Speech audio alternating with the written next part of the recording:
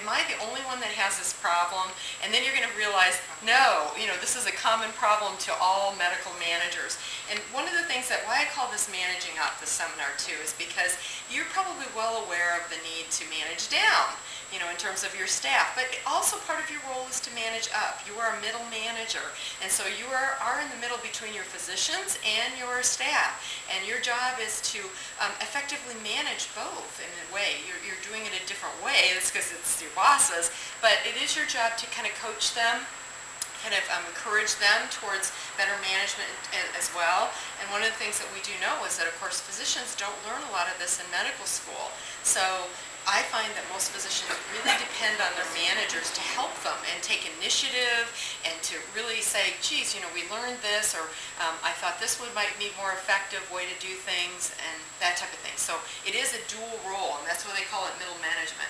And by the way, middle managers generally are in the most stressful position. When you look at people that measure stress, usually the people that are their bosses have the least amount of stress, and the subordinates are next, and the middle managers have the most, which is kind of interesting. Okay, what do you think about this when you read this? Well, it's spot on. Yeah, exactly. And this is one of the things that we always try to encourage all the managers to realize, is that when you are not taking action with the ineffective people, you're really destroying the morale of the good people too, and the initiative to go forward. And so that's another thing that I try to explain to the doctors. This is a joke. Obviously, this is not the ideal manager. What we want is someone who's a good coach, a good, sometimes the physicians think that might be the ideal manager, and it is not.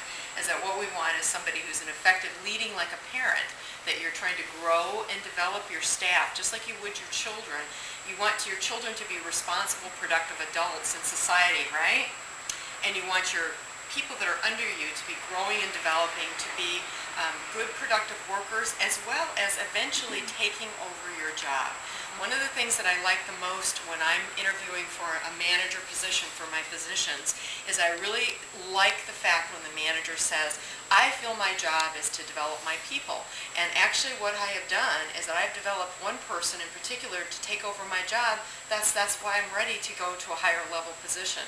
I can feel comfortable that the practice is well taken care of, that I can step away now, and that this person can fully take over my position.